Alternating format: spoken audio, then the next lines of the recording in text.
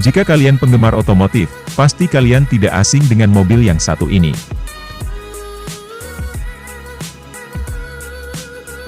Yap, inilah perusahaan yang menciptakan supercar terkenal di dunia. Perusahaan ini dinamakan Lamborghini. Sebenarnya Lamborghini punya banyak sekali cabang bisnis. Seperti Lamborghini Trattori, Lamborghini Automobili, dan Lamborghini Motori Marini. Tetapi kita akan fokus untuk membahas sejarah dan perkembangan dari Lamborghini Automobili. Buat kalian yang penasaran, tonton videonya hingga selesai. Sejarahnya, mobil Lamborghini ini didirikan oleh seorang pendiri perusahaan traktor, yaitu Ferruccio Lamborghini. Traktor dengan merek Lamborghini Trattori, dibangun dari bahan baku produksi militer pasca Perang Dunia Kedua yang melimpah kala itu. Setelah Perang Dunia Kedua, Ferruccio yang telah tersohor sebagai mekanik handal di Italia, memproduksi traktor yang bahan bakunya berasal dari kendaraan militer yang tak terpakai. Tak disangka, bisnisnya pun kian pesat, dan mengembangkan bisnis seperti peralatan rumah tangga, mulai dari pemanas dan pendingin ruangan. Singkatnya, Ferruccio pun menjadi kaya raya dan akhirnya tertarik untuk membeli mobil sport paling kencang waktu itu, yaitu Ferrari 250 GT. Namun, mobil tersebut justru menimbulkan kekecewaan. Karena Ferruccio harus bolak-balik ke bengkel servis Ferrari untuk memperbaiki kopling yang bermasalah pada mobil itu.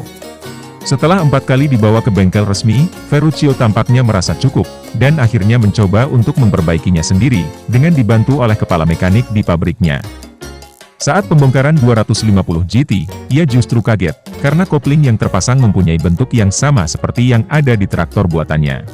Lebih kesalnya lagi, Ferruccio sudah keluar banyak uang untuk mengganti part kopling yang harganya sama seperti traktor buatannya. Merasa tertipu, Ferruccio datang langsung ke Enzo Ferrari dan komplain terkait masalah part kopling di Ferrari 250 GT tersebut. Bukannya mendengar kritik dan saran dari Ferruccio, Enzo Ferrari malah menjawabnya dengan kalimat pedas dan menghina. Enzo berkata, masalahnya bukan pada mobilnya, tetapi pengemudinya. Kamu adalah seorang pengemudi traktor, kamu adalah seorang petani, dan kamu tidak boleh mengeluh saat mengendarai mobil saya, karena mereka adalah mobil terbaik di dunia. Tak selesai dengan kata itu, Enzo Ferrari memberinya perkataan kepada Ferruccio, yang membuat hati Ferruccio tersakiti. Enzo berkata, lain kali urus saja traktormu.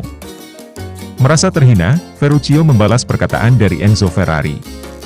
Memang saya seorang petani, tetapi, saya akan menunjukkan bagaimana cara membuat mobil sport dan bagaimana mobil sport yang sebenarnya. Sejak itu, Ferruccio Lamborghini bersumpah dan bertekad, untuk membuat mobil yang akan mengalahkan harisma dari mobilnya Enzo Ferrari. Ferruccio memulai usaha dengan dibantu 3 mantan karyawan Ferrari, dan mereka sepakat untuk menjadikan kota kecil bernama San Agata Bolognese sebagai tempat riset dan tempat produksi mobilnya. Setelah itu, mereka mulai bereksperimen untuk menciptakan sebuah mobil Grand Tourer mewah dan kuat yang mampu melaju hingga 241 km per jam. Dengan semangat dan kegigihan Ferruccio serta para mekaniknya, jadilah prototipe Lamborghini 350 GT, dan diperkenalkan di Turin Auto Show pada tahun 1963. Tetapi mobil produksi massalnya diperkenalkan di Geneva Motor Show pada tahun 1964. 350 GT menuai respon positif dari pengunjung, yang membuatnya laku terjual hingga 100 unit lebih. Melanjutkan kesuksesan 350 GT, Lamborghini mengeluarkan penerusnya yaitu 400 GT. Mobil ini sebenarnya 350 GT yang ditingkatkan performanya, dan memiliki bodi yang agak besar, yang membuatnya bisa dipasangkan 2 kursi duduk di belakang. 400 GT pertama kali diperkenalkan di Geneva Auto Show pada tahun 1966. Pada waktu itu, Ferrari belum menganggap jika Lamborghini adalah rival abadinya. Hingga Lamborghini meluncurkan Lamborghini Miura. Alasan lahirnya Lamborghini Miura, yaitu keinginan dari para mekanik Lamborghini yang ingin membuat gebrakan baru, seperti peletakan mesin di tengah belakang yang melintang horizontal, dan penggunaan pintu model gunting. Di Turin Auto Show pada tahun 1965, Lamborghini memperkenalkan Miura yang hanya berbentuk trondolan sasis, ban, dan mesin. Meskipun hanya berupa bentuk trondolan, Lamborghini sukses membuat pengunjung penasaran pada Miura ini, bahkan ada beberapa pengunjung yang membeli mobil itu jika sudah jadi. Meskipun waktu itu masih belum tahu bentuk bodi Miura seperti apa, dan bagaimana bentuk jadinya. Hingga di Geneva Motor Show pada tahun 1966, mobil produksi dari Lamborghini Miura diperkenalkan. Mobil ini mendapat sambutan yang baik dari para pers otomotif, hingga mobil ini mendapat julukan sebagai The Original Supercar. Karena ini adalah mobil sport pertama yang menerapkan gaya mesin di tengah, dan memiliki bodi yang ramping.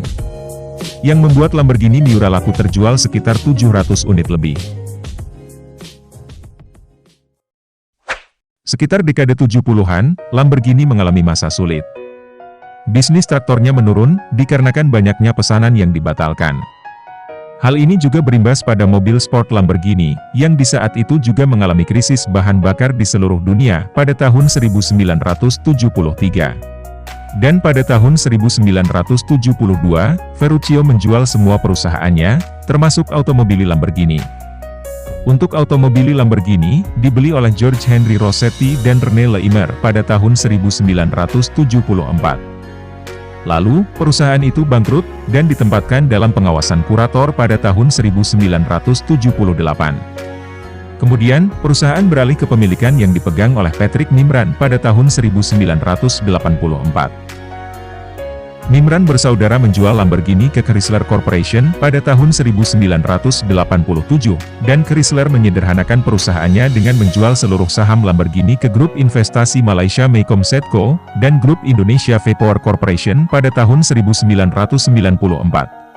Setelah banyaknya peralihan kepemilikan, grup investasi asal Malaysia dan Indonesia akhirnya sepakat untuk menjual seluruh saham Lamborghini ke Audi Group, yang merupakan anak perusahaan dari Volkswagen Group. Dari sinilah Lamborghini mulai berkembang dengan mengeluarkan model terbaru, seperti Murcielago, Gallardo, Aventador, Huracan, dan lain sebagainya. Dan sampai sekarang automobili Lamborghini masih dipegang oleh VW Group, meski banyaknya berita jika ada perusahaan yang menawarkan untuk membeli Lamborghini, tetapi Audi Group menolaknya, dan akan terus mempertahankan perusahaan asal Italia tersebut.